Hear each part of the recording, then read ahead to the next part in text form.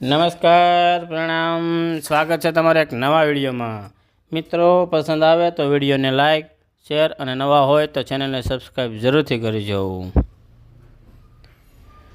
શ્રીમદ ભગવદ્ ગીતા શ્રી ભગવાન બોલ્યા, રજોગુણમાંથી ઉદ્ભવેલો આ કામ જ ક્રોધ છે।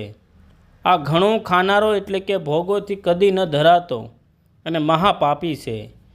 આને જ તું આ બાબતમાં વેરી જાણ। જેમ ધુમાડામાંથી અગ્નિ અને મેલથી દૂરપણ ઢંકાઈ જાય છે, તથા જેમ ઓરથી ગર્ભ ઢંકાયેલો રહે છે, તેમજ એક કામ વડે આ જ્ઞાન ઢંકાયેલું રહે છે। હે કૌંતેય, આ અગ્નિની પેઠે કદી પૂર્ણ ન થનારા કામરૂપી જ્ઞાનીઓના નિત્ય વેરી વડે માણસનું જ્ઞાન ઢંકાયેલું છે। ઇન્દ્રિયો, મન અને બુદ્ધિ એ સર્વ આનું રહેઠાણ કહેવાય છે। આ કામ, આ મન, બુદ્ધિ અને ઇન્દ્રિયો દ્વારા જ જ્ઞાનની ઢાંકી દઈને જીવાત્માને મોહિત બનાવે છે।